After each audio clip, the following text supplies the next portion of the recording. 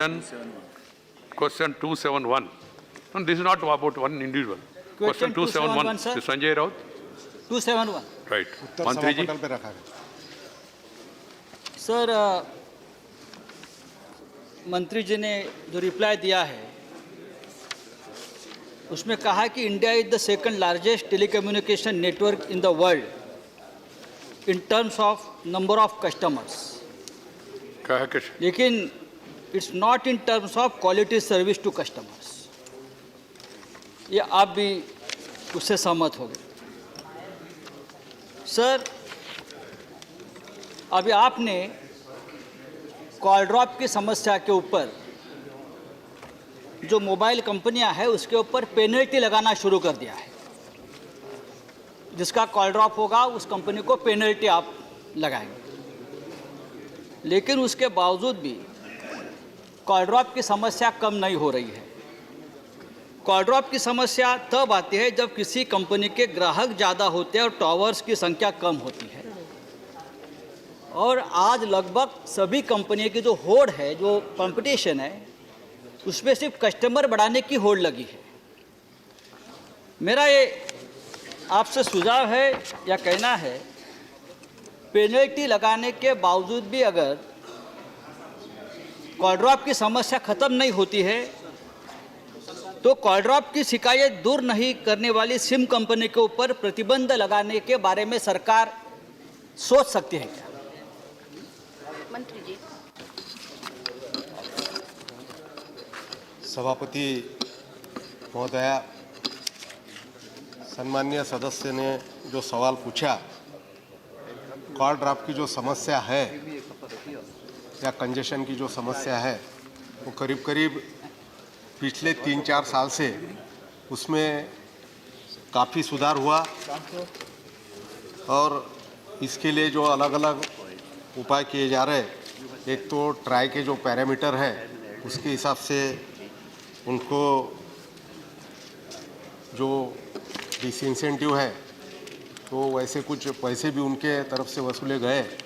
और दूसरा जो हमने IVRS सिस्टम जो लगाया, ये ट्राई छोड़ के अलग हमने मॉनिटर किया, उसके ऊपर करीब करीब 3.5 करोड़ सब्सक्राइबर जो है उनके साथ कांटेक्ट किया गया और जो फीडबैक उसमें मिला उसमें सिर्फ 1.21 लाख कॉल ड्रॉप की समस्या, हाँ उसी के बारे में मैं बता रहा हूँ, उतनी समस्या दिखाई। और उसका दूसरा फ़ायदा एक हुआ कि ये जो फीडबैक मिला उसके कारण आपने जो शुरुआत में कहा कि ये समस्या BTS कम होने से या बहुत ज़्यादा वहाँ पे जो कस्टमर है वो फाइन लगाते, तो वो 6,247 BTS भी वहाँ पे लगे और करीब करीब 2.5 करोड़ का जो फाइन है वो उनसे वसूला गया।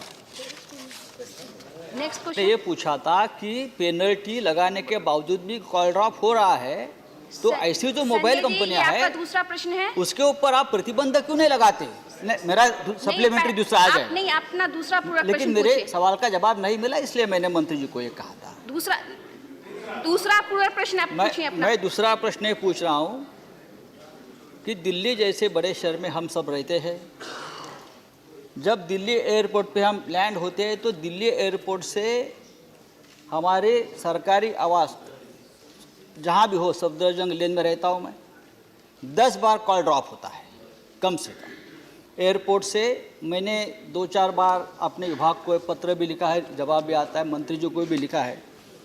और जहाँ मैं रहता हूँ, कृपया आप सीधे प्रश्न पर आए। ये सवाल सीधा ही प्रश्न है, मैं थोड़ी टेढ़ा प्रश्न पूछ रहा हूँ। टेढ़ा पूछ सकता हूँ मैं, लेकिन नहीं पूछ रहा हूँ।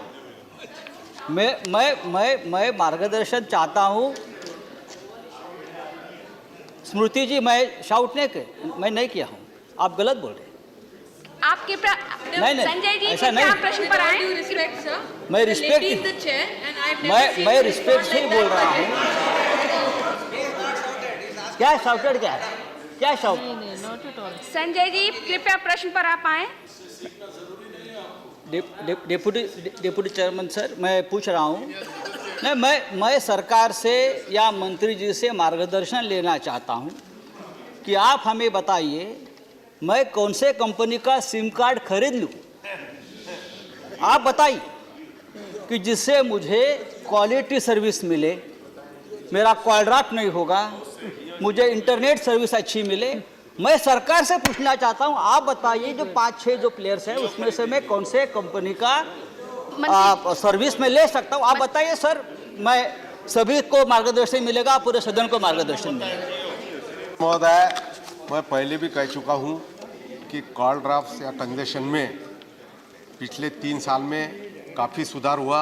उसके लिए जो अलग अलग उपाय किए जा रहे हैं और खास करके दिल्ली में हमने जो ड्राइव लिया उसमें कई जगह सबसे बड़ी जो बड़े शहर में प्रॉब्लम आती टावर लगाने की, तो उसके लिए हमने सेल ऑन व्हील आपको कई जगह देखने को भी मिलेंगे, वो दिल्ली में लग रहा है। और मैं ये कहता नहीं हूँ कि कॉल ड्रॉप बिल्कुल नहीं है, लेकिन उसमें सुधार हुआ।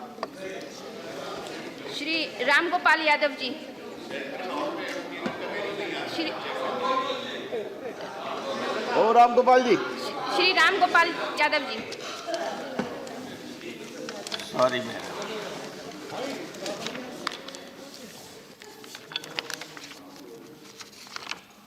माननीय उपसभापति जी, माननीय मंत्री जी ने बहुत लंबा जवाब दिया है। उस जवाब में एक जगह इस बात का जिक्र है कि जो 50 2G के टेक्नोलॉजी के कनेक्शंस 50 करोड़ हैं और 3G के 3.9 करोड़ और रफली 60 करोड़ हैं 4G टेक्नोलॉजी। तो आजकल ज़्यादातर लोग 4G 5G तो हमने शुरू नहीं किया, 4G पे ही जाना चाहते हैं। और हम BSNL और MTNL को दिल्ली में भी अभी 4G पे नहीं ला पाए हैं और BSNL को भी राज्यों में कहीं कहीं कुछ जिला हेडक्वार्टर्स पे है और अन्य जगह 4G नहीं है। और असली बिजनेस जो हो रही है वो 4G पे ही हो रही है और 5G पे हो रही है। तो अगर एयरटेल है, जियो है या वोडाफोन है, ये 4G और 5G चला रहे हैं, 4G चला रहे हैं, लोग ज़्यादातर उन्हीं को ले रहे हैं कनेक्शन। कहीं हम BSNL का कनेक्ट मिल नहीं पा रहा है, 3G और उसकी वजह से इंटरनेट और सही सुविधा नहीं मिल पाती। हमें तक यहाँ जो मिलता है उसका कोई यूज ही नहीं हो पा रहा है। तो प्रश्न ये है कि अगर आपको इन्हें जिंदा रखना है और कैरियर आपका है ज़्यादातर, तो फिर क्या समस्या है 4G लागू करने में? समस्या क्या है आपको? मंत्री जी। रिवाइवल का पार्ट है। चेयरमैन महोदय, अभी जो BSNL MTNL का जो रिवाइवल पैकेज आया उसमें 4G जो है वो 4G हम अभी 1 अप्रैल के बाद हम 4G के लिए हमारी तैयारी हो रही और उसके बाद हम 4G देंगे। और आपने जो जैसा कहा कुछ जगह करीब करीब हमारे 7800 BTS जो है वो 4G अभी चल रहा है। श्री विनय विश्वम जी। Sir, there are reports in the country that the mobile usage are often intercepted by agencies as per the government instruction. Sir, along with that, call records are being taken by the officials of the government also. Sir, I am asking the government whether this step of the government for call records and interception of the phones have some connections with these call drops. Chairman महोदय, सम्मान्य सदस्य महोदय जो कर रहे हैं वैसा बिल्कुल हुआ नहीं। एक तरफ से क्वालिटी के बारे में, कंजेशन के बारे में पूछा जाता और उसके लिए कुछ अगर ऐसी व्यवस्था की जा रही होंगी तो उसके लिए फिर स्नूपिंग, फोन टैपिंग वगैरह इस तरह का कुछ कहा जाता। मुझे ऐसा लगता कि हमको सबको एक दूसरे के ऊपर विश्वास रखने की ज़रूरत है और सबका सहयोग अगर रहेगा तो इसमें सुधार जल्दी होगा।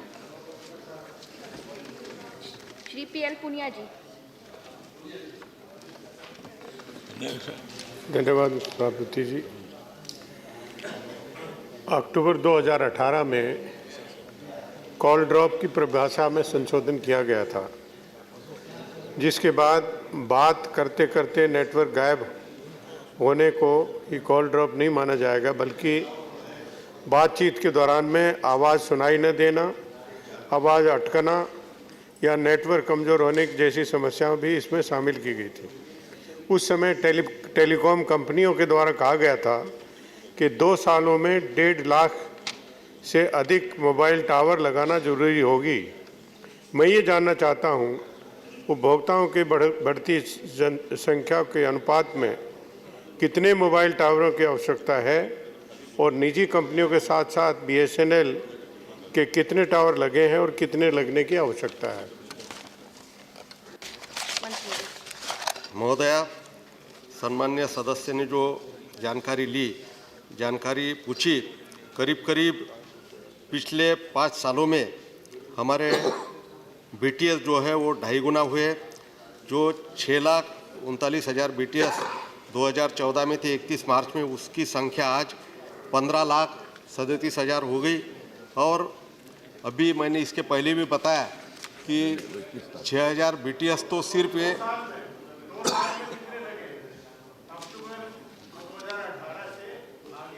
हम उनका डिटेल दे देंगे। सम्मान्य सदस्य जो जानकारी मांग रहे हैं उसका डिटेल उनको हम दे देंगे।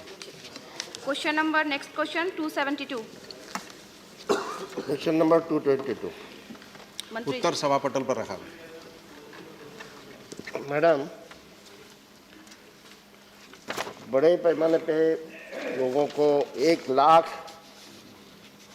कम से कम एम्प्लॉयज़ को VRS दिया गया है। इसकी वजह से बड़े पैमाने पे ये एम्प्लॉयज़ कम होने की वजह से मैन पावर की स्केर्सिटी बड़े पैमाने पे बढ़ गई है।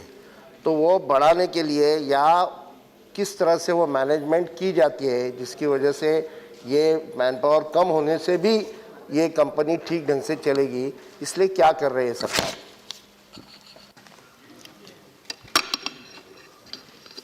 महोदया, सम्मान्य सदस्य ने जो पूछा कि ये जो VRS दिया गया, क्योंकि हमारी सबसे बड़ी समस्या ही एक्सेस मैन पावर की थी और ये VRS के कारण करीब करीब हमारा जो BSNL का जो सैलरी का बिल है वो आधा हो गया और MTNL का जो है वो तो करीब करीब 25% ही हो रहा।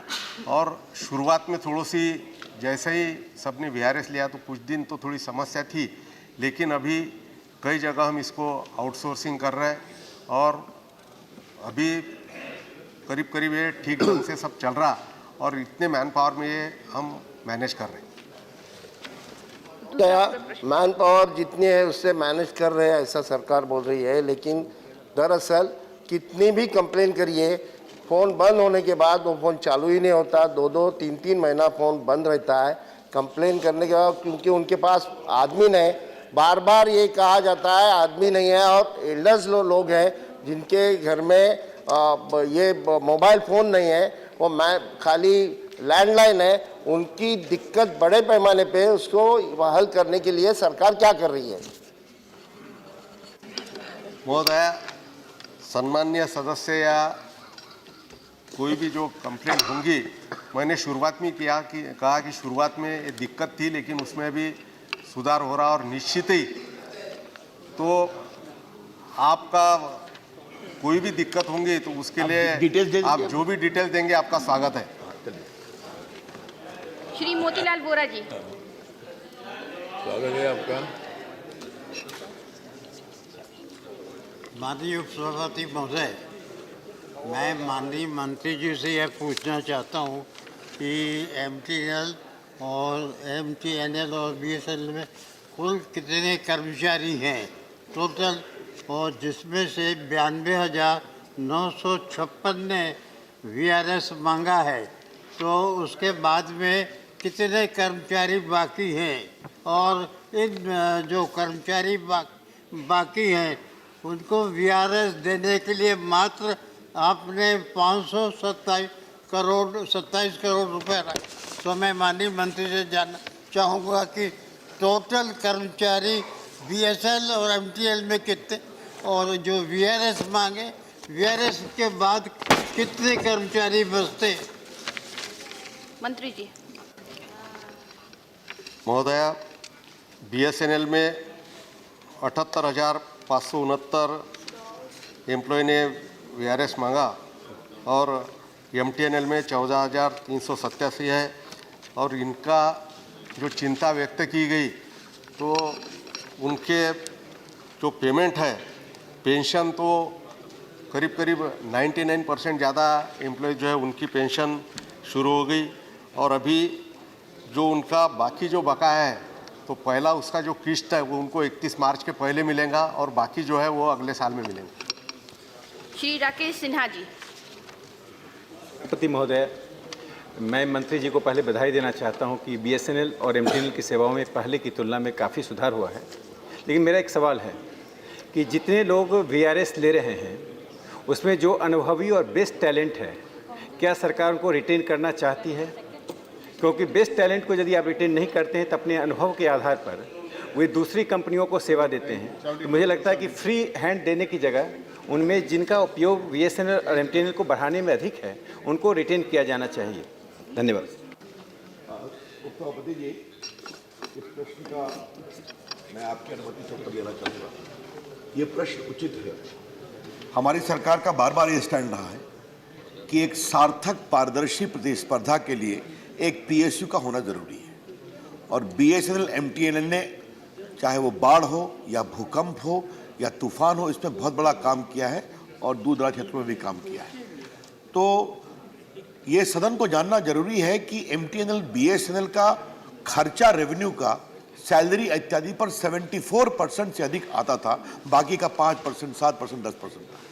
लेकिन राकेश जी ने सुझाव दिया है, हम जो लोग भी वीआरएस ले रहे हैं उनकी सेवाएं अगर उचित रूप से दोबारा लेने की आवश्यकता होगी तो इन संभावनाओं को तलाशा जाएगा।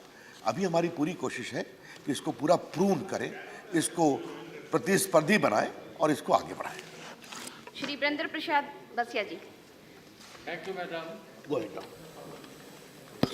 Sir, in my recent visit in Guwahati, a delegation of employees of BSNL from northeastern region met me, and they told me they are not getting their monthly salary regularly. They are not getting their medical benefit last several years. They are not getting their LTC for last several years. Sir, without medical benefit, their family is running through a great hardship. They are not getting salary, they are not getting medical benefit, they are not getting LTC. So they are feeling very hardship. I want to know from Minister, what step government is going to take to relieve those employees? महोदय, सभी employ का जनवरी तक की जो salary है वो दी गई और बाकी अगर कुछ ऐसे इंडिविजुअल अगर कुछ मामले होंगे, मैं सैलरी का बता रहा हूँ आपको, और कुछ मेडिकल या एलटीसी के वगैरह कुछ मामले होंगे तो उसका भी तुरंत उसका प्रबंधन किया जाएगा। अगला प्रश्न 273। Question 273. Madam, I had asked this question at sub-question A. The number of transgender students, teaching and non-teaching staff in various central universities across the country, university-wise. And the reply that I have got is, as reported by the central universities, in Indira Gandhi National Open University, a total of 88 transgender students have been enrolled during 2019. Madam, has the ministry taken this question very lightly? That's my question. Because there are 48 central universities and the data is only from IGNOU. And secondly, if it is so, it is a matter of concern. It is a matter of grave concern if there are just 88 transgender students studying here and no teaching and non-teaching staff. So I want to know from the minister, what is the effort that the ministry is taking to make sure that the transgender is mainstreamed into education? मंत्री जी। श्रीमान, जो विश्वविद्यालय होते हैं वो UGC के आप सूचना के अनुसार जो इग्नू में हमारे छात्र 2019 में 88 छात्र नामांकित हुए हैं। जहाँ तक माननीय सदस्य का कहना है कि इस एक्ट के जो एक्ट पारित हुआ है अभी हमारी गवर्नमेंट ने किया है और बहुत लंबे समय से जो चिर प्रतीक्षित था वो एक्ट अब पारित हो गया है, वो अब उनकी श्रेणी सुनिश्चित हो गई है और इसलिए उनको सभी प्रकार के अब लाभ मिलेंगे।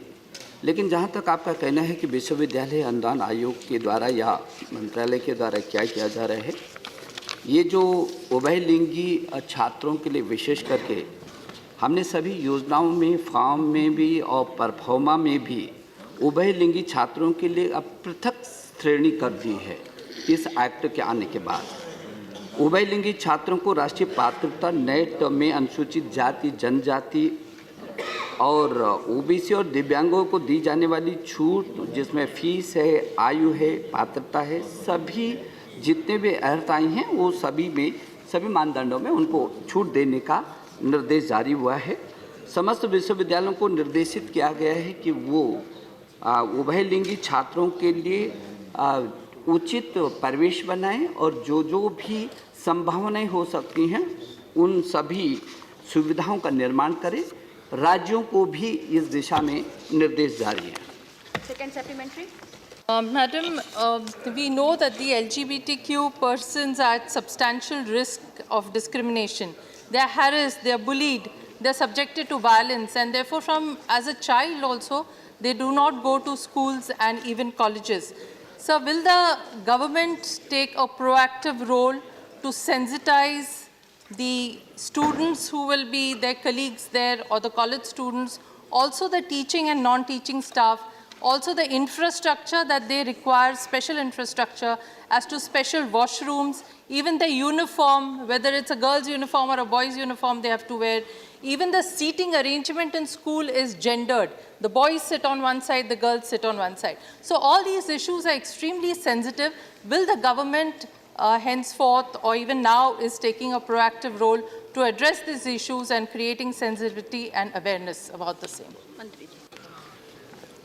और श्रीमान, ये सही है, आज तक जो होता रहा होगा अध्यक्षा महोदय, लेकिन इस कानून के पास होने के बाद हम लोगों ने जो सर्व शिक्षा अभियान के तहत अंतिम छोर तक के बच्चों को हर हालत में शिक्षा देने का है, उसके लिए फ्री ड्रेस है, फ्री यातायात है, फ्री मध्याह्न भोजन है, फ्री पाठ्य पुस्तकें हैं और जो भी उन सुविधाएं उन छात्रों को मिलती होंगी वो सभी सुविधाएं इनको उपलब्ध होंगी।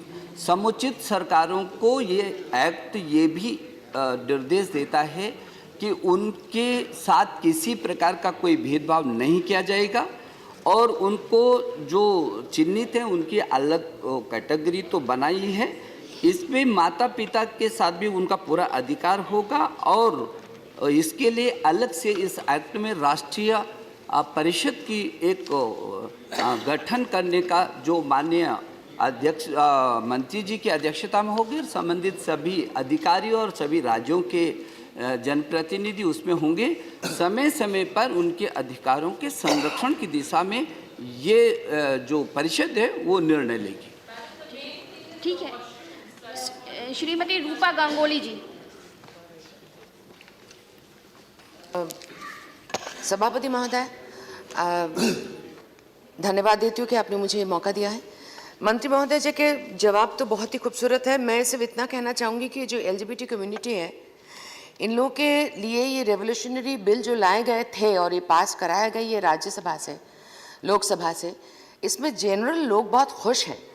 इसलिए खुश हैं कि डिस्क्रिमिनेशन सोसाइटी से आते हैं और डिस्क्रिमिनेशन जितना हम अपने आप आपस में ख़त्म कर सके तभी जाके सोसाइटल चेंज होगा। उनके लिए बहुत ज़्यादा स्पेशल रखे बगैर अगर सबका सम्मान सबके साथ एक साथ किया जाए तो वो बेहतर होगा, बिकॉज उनके कम्युनिटी में भी मेल फीमेल और अलग अलग जेंडर की अलग अलग फीलिंग्स है। प्रश्न पर आए। वही मैं कह रही हूँ कि अलग अलग जेंडर के अलग अलग फीलिंग्स है। जो male in the body, some of them are in female in the mind. So अगर वो बाथरूम अगर जाए, टॉयलेट यूज करे तो फीमेल टॉयलेट में जाए तो सारे लड़कियां उसको सही सामान से के साथ एक्सेप्ट कर ले, वही आसान रहेगा। उसी के साथ आसानी से ये समाज में ये फैलता जाएगा। जितना अलग करके रखेंगे सर। आपका प्रश्न क्या है? आपने सुझाव या वॉशरूम, मैं समझती हूँ कि इनिशियली शायद वॉशरूम की होना जरूरी है, लेकिन जितना क्या हम अलग नहीं रखेंगे उतना नहीं बढ़ेगा या उनके डिफरेंशिएशन की फीलिंग। मंत्री जी, इनका सुझाव रहा है। हाँ, इसमें किसी प्रकार का भेदभाव नहीं होने का जब सवाल उठता है अध्यक्षा जी, तो मैं समझता हूं कि ये बात सही है कि समुचित सरकारों को ये एक्ट में निर्देश है कि वो उनकी समुचित व्यवस्था करें, और तो मुझे लगता है कि इसमें उसका समाधान होगा। और क्योंकि उनके साथ किसी प्रकार का कोई भेदभाव यदि करता है तो उसके लिए सख्त से सख्त सजा का भी प्राविधान है। श्रीमती छाया वर्मा जी। माननीय मैडम, मैं आपके माध्यम से मंत्री जी से पूछना चाहती हूँ कि ये उभयलिंगी बच्चों को क्या अनुसूचित जाति, जनजाति और ओबीसी के बच्चों की भांति नौकरियों में आरक्षण मिलेगा क्या? मंत्री जी, सवाल। ये अनुसूचित जाति, जनजाति, ओबीसी और दिव्यांग, इनमें जो भी सुविधाएं उन बच्चों को, उन जाति के लोगों को मिलती हैं वो इनको मिलेगी। श्रीमती झरना वैद्य। Thank you madam. आपका माध्यम से मंत्री जी से ये पूछना चाहती हूँ, जो ट्रांसजेंडर है, ट्रांसजेंडर स्टूडेंट के लिए जो सुविधा बोल रहा है, इसे एससी, एसटी और ओबीसी और माइनॉरिटी हायर एजुकेशन के लिए जो स्टूडेंट जाते हैं उसके लिए लोन मिलते हैं एससी, एसटी डेवलपमेंट कॉरपोरेशन से। तो ये ट्रांसजेंडर स्टूडेंट को भी हायर एजुकेशन के लिए वो फैसिलिटी मिलेगी? महोदय, जैसे मैंने पहले कहा कि इसमें एससी, एसटी, ओबीसी और दिव्यांग जो उनसे संबंधित सभी सुविधाएं उन तक तो मिलेंगी, लेकिन सामाजिक न्याय और अधिकारिता मंत्रालय ने इस वर्ग के कौशल विकास के लिए और प्रशिक्षण के लिए राष्ट्रीय पिछड़ा वर्ग एवं वित्तीय विकास निगम विशेष परिस्थिति में अलग से बनाए हैं, और 19-20 में इनके प्रशिक्षण और उनके कौशल विकास के लिए जिसमें 355 लोग प्रशिक्षित किए जाएंगे पहले चरण में, उसके लिए बजट में व्यवस्था भी की है। Next question 274। प्रश्न संख्या 274 उत्तर सदन के पटल पर है। उपसभापति जी, शिक्षा का अधिकार कानून 2009 में आया था और उसमें ये कहा गया था कि जो स्टूडेंट और टीचर रेशियो होगा 30 छात्रों के ऊपर एक टीचर होगा। मैं माननीय मंत्री जी से ये जानना चाहता हूँ कि आज की तारीख में राष्ट्रीय स्तर पे इसका क्या है, कितने स्टूडेंट पे कितने टीचर हैं, क्योंकि मैं जहाँ देखता हूँ ग्रामीण इलाकों में ये बहुत ज़्यादा है, कई छात्रों के ऊपर एक टीचर है। मैं माननीय मंत्री जी से जानना चाहूँगा कि आजकल ये रेशियो क्या है।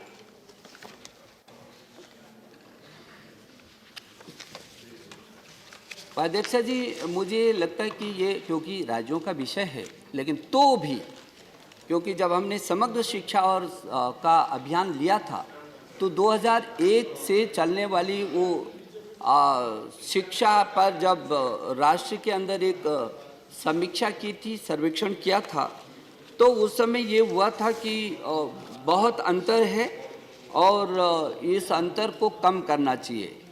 इसलिए जो ये मानक है 1 पर 30 अध्यापकों के मानक पर, उस समय जब राज्यों ने अधिक मानदंड बनाया हुआ था तो उसको कंट्रोल किया गया, और उसी आधार पर जो 1:3 के आधार पर अतिरिक्त अध्यापक होने थे उनको सुनिश्चित किया गया, और उसको ताकि वो मानक बना रहे 1 और 30 का, इस पर केंद्र सरकार उसको वित्त पोषण भी करती है। Second supplementary. हमारी सरकार ने समग्र शिक्षा कार्यक्रम की शुरुआत 1 अप्रैल 2018 में किया था। इसमें पैसा दिया जाता है कि जो प्राथमिक विद्यालय हैं उनमें इंफ्रास्ट्रक्चर के सुधार किया जाए। जैसे कई बार हमारी जो छात्राएं हैं वो पहले छोड़ देती थी क्योंकि उनको शौचालय की सुविधा नहीं मिलती थी।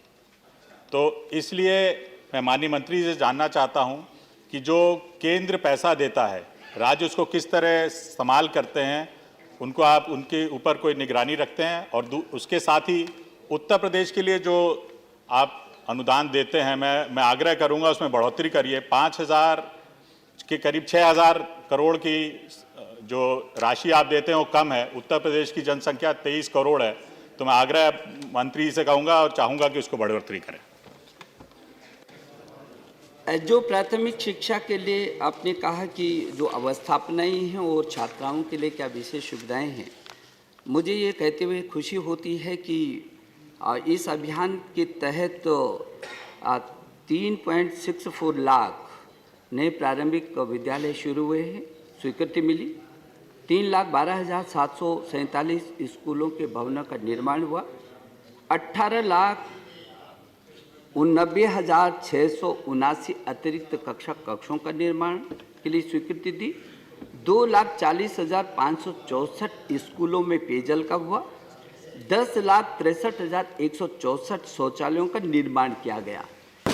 जहाँ तक बालिकाओं की शिक्षा का विषय है, कस्तूरबा गांधी बालिका विद्यालय के माध्यम से दूरस्थ क्षेत्र की बालिकाएं वंचित न रहें, उस आधार पर 4,881 कस्तूरबा गांधी बालिका विद्यालयों को स्थापित हुए हैं, जिनके अंदर 6,18,000 बालिकाएं इस समय अध्ययनरत हैं। इन बालिकाओं के लिए निःशुल्क वर्दी से लेकर निःशुल्क पाठ्य पुस्तक से लेकर उनकी आत्मरक्षा प्रशिक्षण से लेकर और दिव्यांग बालिकाओं के लिए भी अलग अलग, दिव्यांग बालिकाओं के लिए 118 करोड़ अलग है, आत्मरक्षा प्रशिक्षण के लिए 220 करोड़ है, निःशुल्क पाठ्य पुस्तक के लिए 250 करोड़ 250 रुपये से लेकर 400 तक के लिए, और निःशुल्क वर्दी से लेकर के ये दूरस्थ क्षेत्र में भी बालिकाओं की शिक्षा के लिए सरकार बहुत गंभीर है। श्रीमती विप्लव ठाकुर जी। अध्यक्ष जी, मैं माननीय मंत्री से जानना चाहती हूँ, मैं देख रही थी हिमाचल प्रदेश में जो दिया है, क्या मापदंड है, भारत सरकार किस मापदंड से ये पैसा जो है वो अलॉट करती है? क्योंकि हिमाचल एक पहाड़ी इलाका है और यहाँ पे 14,000 की हाइट पे भी स्कूल है, 15,000 की हाइट पे भी स्कूल्स है, और उनका देखते हुए मैं जानना चाहती हूँ किस मापदंड से और क्या इनका क्राइटेरिया है जिसके लिए ये फंड्स दिए जाते हैं, ये एलोकेशन होती है, ये मैं मंत्री जी से जानना चाहती हूँ। ये जो दिए जाते हैं फंड्स, वो जहाँ तक हिमाचल की बात है उसमें पूर्वोत्तर जी, उसमें उत्तराखंड है, हिमाचल है, जम्मू कश्मीर है और पूर्वोत्तर राज्य हैं। ये 91% के हिसाब से जो नए खुलते हैं उसमें 90 और 10 का रेशो होता है, जबकि जो अन्य प्रदेश हैं उनमें 60 और 40% के रेशो से ये धनराशि उपलब्ध होती है। अनिल देसाई जी।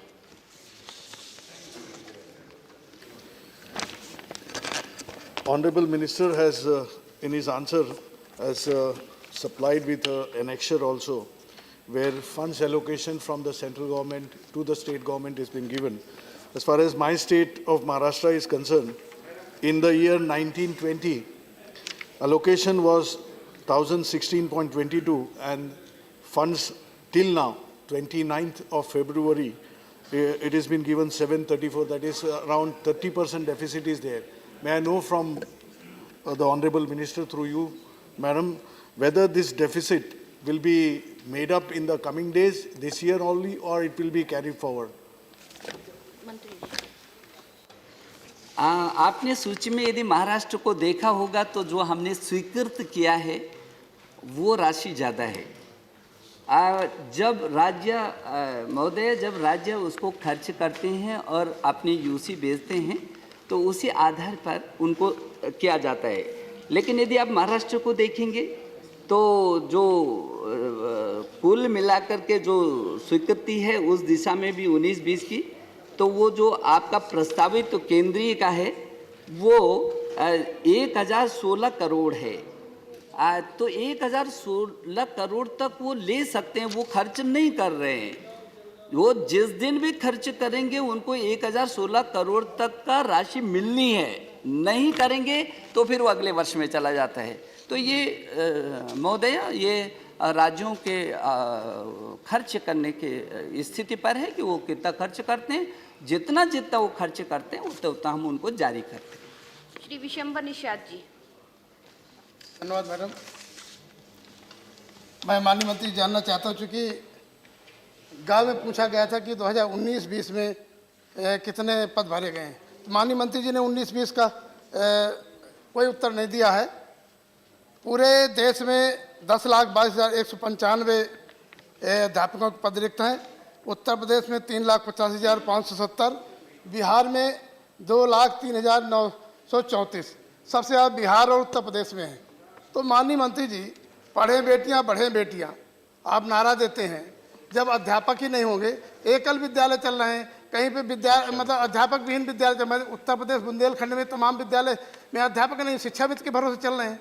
तो क्या शिक्षा मित्र जो उत्तर प्रदेश में नियुक्त किए थे पिछली गवर्नमेंट में, तो क्या उनको नियमित करेंगे? पूछना चाहता हूँ आपसे कि क्या कोई एडवाइजरी जारी करेंगे जो देश में रिक्त पद हैं ये 10 लाख से अधिक, तो 19-20 में देखेंगे तो और ज़्यादा होंगे, तो क्या कोई एडवाइस जारी करेंगे शीघ्र इनको पदों को भरा जाए जिससे कि बच्चे पढ़ सके स्कूलों में? मंत्री जी। जहाँ तक 19 और 20 का है, ये चालू वर्ष है। नियुक्तियों की प्रक्रिया एक सतत प्रक्रिया अधीन होती है, तो उसका आंकड़ा इसीलिए यहाँ पर नहीं उपलब्ध हुआ। लेकिन जहाँ तक आपने ये कहा है कि लाखों पद रिक्त हैं और विशेष करके उत्तर प्रदेश और बिहार में हैं, ये बात सही है। लेकिन मैंने पहले भी कहा कि ये विषय राज्यों का है। राज्यों का विषय है कि वो अपने अध्यापकों की नियुक्ति करें और इस दिशा में समय समय पर केंद्र सरकार दिशा निर्देश जारी करती रही है। हाँ, उनको जो मदद है उस रेशो में, उस अनुपात में, जब भी वो अपने प्रदेश में नियुक्तियां करेंगे, जो निश्चित अनुपात केंद्र को उनको मदद के लिए देना है, उसमें केंद्र कभी पीछे नहीं हटेगा। Next question 275। मंत्री जी। उत्तर सदन के पटल पर। माननीय उपसभाध्यक्ष जी, मेरा प्रश्न जामिया में पुलिस द्वारा की गई तोड़फोड़ के क्षतिपूर्ति के संबंध में है।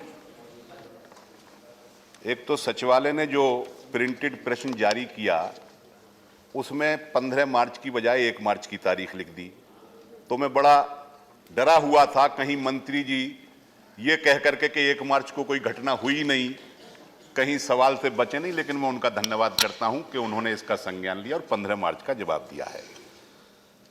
मंत्री जी ने अपने जवाब में कहा है कि वहां पुनर्निर्माण के बाद लाइब्रेरी में जो तोड़फोड़ हुई थी उसको खोल दिया गया है। लेकिन तथ्य यह है कि वहां लाइब्रेरी के 2 ब्लॉक हैं, old block and new block. Old block को तोड़ा फोड़ा गया था। मंत्री जी, आज भी बंद है। आपके अधिकारियों ने आपको गलत सूचित किया है, कृपया इसका संज्ञान ले लें। मेरा सवाल यह है, जामिया प्रशासन ने क्षतिपूर्ति के लिए आपसे आकलन भेजा और मांग की कि क्षतिपूर्ति करें। आप कहते हैं कि संपूर्ण खर्चा जो है यूजीसी के माध्यम से सरकार उठाती है। मैं ये जानना चाहता हूं कि इस 2.66 करोड़ को आपका मंत्रालय या यूजीसी देगी या उत्तर प्रदेश की तरह तर्ज पर दंगाइयों को चिन्हित करने के बाद जो हर्जाना और मुआवजा वसूला जा रहा है, क्या आप दिल्ली पुलिस से 2.66 करोड़ वसूलने के लिए कोई कार्रवाई करेंगे? माननीय सदस्य ने ये बात सही है कि वो 1 दिसंबर था, 1 दिसंबर को कोई घटना नहीं हुई थी। लेकिन माननीय सदस्य का मंतव्य समझते हुए कि शायद वो 15 दिसंबर की घटना के ही बारे में पूछ रहे होंगे, जो सूचना जामिया मिलिया विश्वविद्यालय ने अब उपलब्ध कराई है उसी के आधार पर मैं उत्तर दे रहा हूँ। जामिया ने कहा है कि जो तोड़फोड़ हुई थी उसकी मरम्मत करा दी गई है और वो पुस्तकालय खोल दिया गया है। जहाँ तक माननीय सदस्य का कहना है कि जो क्षति हुई है उसकी आपूर्ति कैसे करके होगी, ये सूचना जामिया ने दी थी कि इतनी क्षति हुई है, ये सूचना मंत्रालय को भी मिली है। और जैसे कि मैंने कहा है कि यूजीसी के माध्यम से हम पूरी की पूरी धनराशि विश्वविद्यालय को देते हैं और जहां 17-18 में 333 करोड़ रुपया हम उसको देते थे, 18-19 में हम 362 करोड़ रुपया से भी अधिक उसको स्वीकृति है। और इस समय भी जब भी ऐसी परिस्थिति होती है, जब भी होती है, क्योंकि विश्वविद्यालय स्वायत्तशासी अपना संगठन है, विश्वविद्यालय को हर दृष्टि से निर्णय लेने का पूरा अधिकार है और इसलिए यदि उसको लगता है कि उसमें उसको राशि है तो यूजीसी से वो स्वाभाविक है कि उसकी आपूर्ति हो। कृपया शांति बनाए। Second supplementary. चलिए, विश्वविद्यालय सक्षम है इतना हम भी जानते हैं, लेकिन वो दिल्ली पुलिस से नहीं वसूल सकता, उससे आप ही वसूलेंगे। कृपा कीजिए उनसे वसूल के विश्वविद्यालय को दीजिए। मेरा दूसरा प्रश्न ये है कि इस पूरी घटना पर प्रशासन ने, वहां के वाइस चांसलर ने, रजिस्ट्रार ने आपसे एक हाई पावर जुडिशियल इंक्वायरी करने की मांग की थी। आपने अभी तक कोई इंक्वायरी सेटअप की है क्या? कोई इरादा है क्या, या आपने इरादा तर्क कर दिया है? बहुत सही महोदय, ये क्योंकि कोर्ट में इसका प्रकरण चल रहा है और स्वाभाविक की कोर्ट में चल रहा है और जांच में चल रहा है, तो जब कोर्ट में कोई प्रकरण चल रहा है तो उसमें इस तरीके का कोई प्रावधान का विषय नहीं होता। श्रीमती कांता कन्नम जी।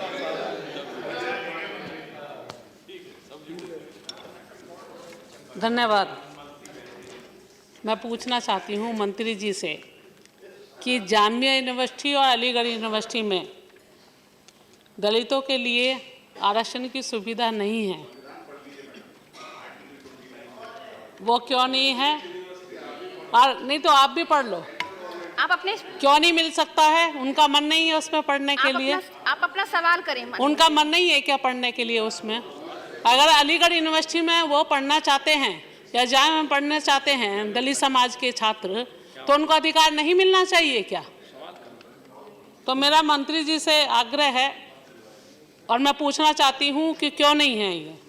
मंत्री जी, ये सवाल अभी अलग है, लेकिन उसकी सूचना मैं माननीय सदस्य को दे दूंगा। Shri MV Rajiv ji. Sir, as HRD Minister, you are the protector of students and universities across the country. And here in Jamia, we saw that students were attacked. We saw that the institution and its properties were attacked. There is evidence out there which shows policemen damaging CCTV to cover up evidence. What action have you taken against these police personnel who have, about whom evidence is in the public domain for having vandalized Jamia property and affected the lives of students and their studies?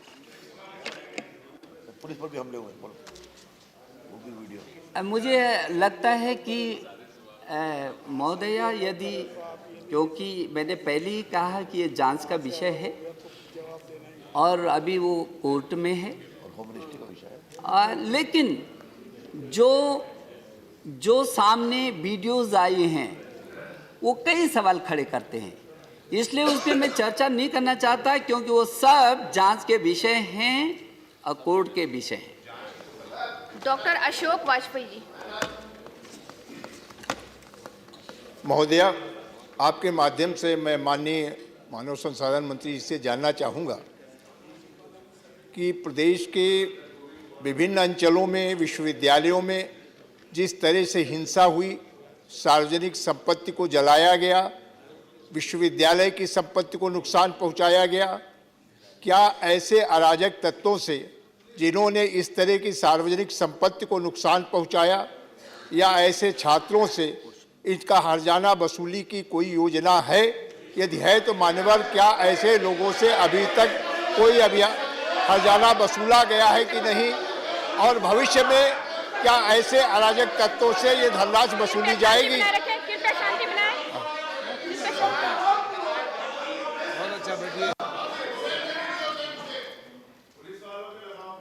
श्रीमान, जब ये सारा घटनाक्रम हुआ है तो क्योंकि मैंने पहले भी कहा कि बहुत सारे तथ्य प्रमाण भिन्न भिन्न प्रकार के हैं, इसलिए अभी ये कहना कि कौन उसके लिए चिन्हित हैं, जो भी चिन्हित होंगे श्रीमान वो जांच में आ जाएंगे। और हमारे गृह मंत्री जी ने तो पहले भी कहा जो दोषी होगा उसको किसी कीमत पर छोड़ा नहीं जाएगा। नेक्स्ट क्वेश्चन 276, प्रश्नकर्ता उपस्थित नहीं है। मंत्री जी उत्तर सदन के पटल पर श्री सैयद नासिर हुसैन साहब। मैडम, आपके माध्यम से मैं एचआरडी मिनिस्टर से ये पूछना चाहता हूँ कि इन्होंने जेएनयू में डिप्रिवेशन पॉइंट्स हटा दिए हैं। जवाहरलाल नेहरू यूनिवर्सिटी हिंदुस्तान की एक प्रीमियर यूनिवर्सिटी है, बेसिकली ये रिसर्च बेस्ड यूनिवर्सिटी है जहाँ पे रिसर्च कोर्सेज ज़्यादा पढ़ाए जाते हैं। ये जो डिप्रिवेशन पॉइंट्स जो एडमिशन पॉलिसी में थे, मेरे ख्याल से हिंदुस्तान के तमाम यूनिवर्सिटीज़ को कंपेयर करें तो ये यूनिक एडमिशन पॉलिसी है जेएनयू की। और यहाँ पे जेएनयू से हर साल करीब 80 से 100 सिविल सर्वेंट्स निकलते हैं और यहाँ से जो स्टूडेंट्स पढ़ के गए दुनिया के कोने कोने में हर यूनिवर्सिटी में यहाँ के स्टूडेंट्स पढ़ाते भी हैं। ये डिप्रिवेशन पॉइंट्स की वजह से जो लोग इकोनॉमिक आधार पे, जिनका इकोनॉमिक बैकवर्डनेस था, सोशल बैकवर्डनेस था, जेंडर के आधार पे रीजनल बैकवर्डनेस जिनका था, इन लोगों को जेएनयू के स्टूडेंट्स के साथ और दूसरे एलाइट यूनिवर्सिटी एलिट इंस्टीट्यूशंस के स्टूडेंट्स के साथ compete करने के लिए एक लेवल प्लेइंग ग्राउंड बनता था। मुझे ये नहीं पता चल रहा कि किस आधार से ये डिप्रिवेशन पॉइंट्स हटाया गया, कोई स्टडी हुई थी क्या, कोई कंपैरिजंस हुआ था, कंपैरिजंस किए गए थे क्या करके। दूसरा जो है इसमें ये बोला गया कि स्टैट्यूटरी बॉडीज में ये पास करके डिप्रिवेशन पॉइंट्स हटाया गया है। मैं यहाँ पे ये बताना चाह रहा हूँ इस संसद को कि जो ये दो स्टैट्यूटरी बॉडीज हैं, एकेडमिक काउंसिल और एग्जीक्यूटिव कमेटी, इसमें नॉन एकेडमिक लोगों को भरा गया है, एक ऑर्गेनाइजेशन के लोगों को इन्फिल्ट्रेट किया गया है और यूनिवर्सिटी की जो कैरेक्टर को खत्म करने की पूरी कोशिश की जा रही है। मैं सिर्फ मंत्री जी से ये जानना चाह रहा हूँ किस आधार पे डिप्रिवेशन पॉइंट्स हटाया गया है। मंत्री पहले तो माननीय सदस्य ने जो अंतिम में बोला मैं उसका टोटली खंडन करना चाहता हूँ। विश्वविद्यालय की गरिमा को हर हालत में बना करके रखने की हमारी पहली प्राथमिकता है, हर हालत में। दूसरा विषय ये है कि किस आधार पर किया गया। 2018 में यूजीसी ने एक अपना अधिनियम जारी किया पूरे देश के विश्वविद्यालयों के लिए।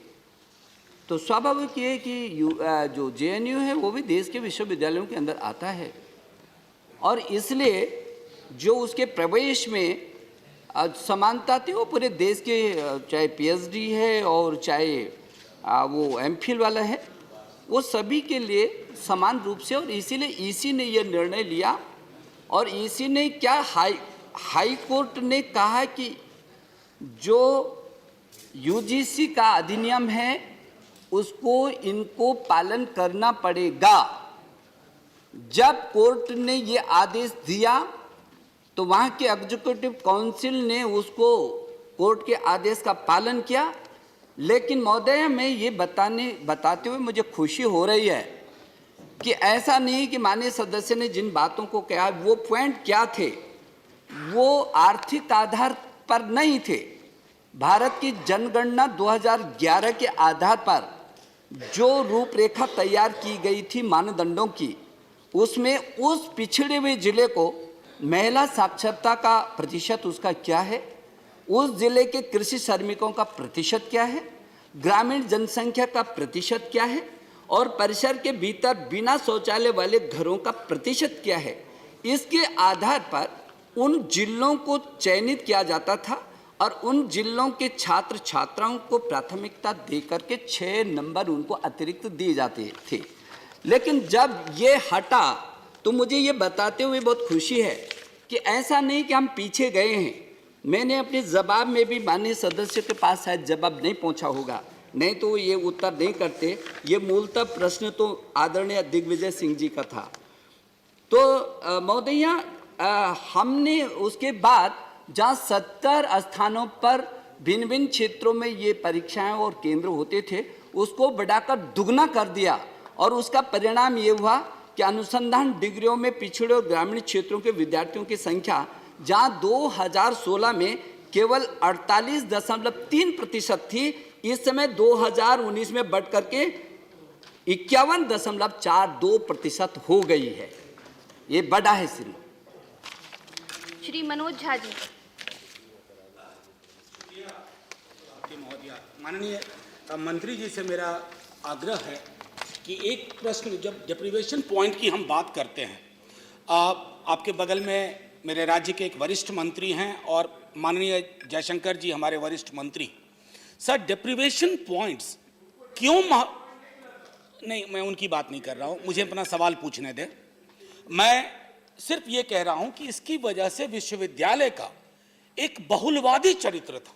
हमारी दिक्कत और किसी से नहीं। आप कहते हैं यूजीसी ने ये किया, अगर यूजीसी ने भी किया सर, कई सारे मसलों पर एचआरडी मिनिस्ट्री यूजीसी को डायरेक्शन देती है, इस पर क्यों ना आप डिप्रीवेशन पॉइंट में रिवीजन लाइए, लेकिन इसको खारिज ना कीजिए। ये मेरी आपसे विनती है, गुजारिश। चलिए, सुझाव है ये सुझाव है आपका, लेकिन मैंने मनोज जी ने मेरी बात को यदि ध्यान से सुना होता तो उनको खुशी होती और वो बधाई देते कि कहाँ तो उस पॉइंट पर हम पिछड़े और पिछड़े क्षेत्र का जो प्रतिशत था वो 2016 में केवल 48 था और आज हमने व्यवस्था ऐसे की कि उसको 51% से भी ज़्यादा बढ़ा दिया है। श्री रेवती रमन सिंह, सभापति जी, मैं माननीय मंत्री जी से जानना चाहता हूं कि जो जेएनयू का कैरेक्टर था उसको ख़त्म करने की पूरी कोशिश की जा रही और आप ही के पार्टी के मार्गदर्शक नेता डॉक्टर मुरली मनोहर जोशी जी ने सरकार से आग्रह किया था कि वहाँ के वाइस चांसलर को तत्काल बर्खास्त कर दिया जाए। क्या आप उस पर कोई कार्रवाई करेंगे या नहीं करेंगे? महोदय, मुझे कई बार आश्चर्य होता है कि जेएनयू के किस कैरेक्टर की बात होती है। क्या कैरेक्टर था जेएनयू का? जो कैरेक्टर जेएनयू के स्थापना के समय था वो आज भी उसका कैरेक्टर है और कल भी रहेगा, क्योंकि वो जेएनयू अनुसंधान के लिए बनाया गया था। जेएनयू में ग्रामीण क्षेत्र का व्यक्ति आकर के अनुसंधान करे, वो उसका दायित्व था और वो अपने दायित्व को निभा रहा है। जो जेएनयू में उन अपेक्षाओं और आकांक्षाओं पर तुषारपात करना चाहते हैं, उनके खिलाफ यदि कड़ी कार्रवाई होती है तो जरूर होनी चाहिए। इससे गवर्नमेंट भी नहीं हिचकेगी और वहां का प्रशासन भी नहीं हिचकेगा। Question number next 277 minister. उपसभापति जी, उत्तर सदन के पटल पर उपस्थापित है। Bhupendra Yadav ji. Madam, first of all, I welcome the statement given by Honorable Minister. The view of the government that in government view a properly formed All India Judicial Service is important to strengthen the overall justice delivery system, especially at the district and subordinate court level. Now my supplementary question is that power under Article 312 to this House to make any service as a All India service, whether is any proposal is pending before the government to bring this type of resolution in this House. Madam Deputy Chairperson, our government is keen to have an all India judicial service wherein we will have proper talent, including giving representation to the marginalized community to have a good talent pool for induction into district marginalized community into the district levels appointment of the country. We can have an IAS, we can have the IPS, we can have the IFS. Why not the All India Judicial Service? Being conducted by a proper body like UPSC with the merit selection process, so that India's judicial service also attract the best talent and proper representation also. But Bhupen ji, honorable member, is right. There is a procedure that this house has to have that resolution. It's a work in progress. We are having stakeholder consultations. Many states are on board, many are not. Many high courts are on board, many are not. But our initiative is going on, and when I will come to this house, surely I will be enlightened by the opinion of all the honorable members so that we make it as a robust All India Judicial Service. Shri P. Bhattacharya ji. Shri P. Bhattacharya ji. Madam, I have a question. The language in which the exam will be conducted, I would like to know how many languages will be utilized for the examination purpose. All the languages, all the 29 languages. Selection process. As UPSC does for IAS, IPS and others, it will be done. But there are issues, one thing I would like to address in this house. Whenever we talk of All India Judicial Service, a question is raised कि आसाम के लोग तमिलनाडु में कैसे जाएंगे? IAS people from Tamil Nadu get posted in Assam or not? RCP Sinha has been IAS officer, he went to UP or not? Kerala people come to my state of Bihar or not? They pick up language. But even I am thinking, government thinking is, we will have 4 categories in the entire country for an All India Judicial Service so that north, south, east, west people can come in those clusters. So that language will not be a problem. I would urge honorable member, it is a great reform initiative of Government of India and all of us should work together to make it a success. Shri Ripun ji. Shri Ripun ji. Ripun Bora ji. But I have tried 3 times. I did not get, so that's why I was in the impression that this time also I will not get the chance. So that's why I am not prepared. So my question to the Honorable Minister, in his reply, he in his detail said about the Common Judicial Service, All India Judicial Service, series of meetings were held with Chief Justices of India, Justice of the High Court and Chief Ministers of India. But at the end he said that consensus is yet to arrive. So now my question to the Honorable Minister, will he take initiative to expedite it and to get a consensus so that we can get All India Judicial Service? Right, we are making effort. It is a commitment of the Government of India and taking the benefit of the floor of this great house of Rajya Sabha. I would appeal to all the stakeholders, including all the high courts of India, that this is a great reform initiative. If we have traditional, conventional opposition, please overcome it and join in this great reform initiative. Next question, 278. माननीय प्रश्न संख्या 278. मंत्री जी. फिर 8वां मंत्री जी. माननीय मैं माननीय मंत्री जी से जानना चाहता हूं कि मोबाइल व नेटवर्किंग से देश की एकता, अखंडता, संप्रभुता व सामाजिक सद्भाव को पलीता लगाने वालों के खिलाफ सरकार ने भारतीय दंड संहिता में कोई प्रावधान किए हैं क्या? यदि हाँ, तो उसका पूर्ण विवरण क्या है?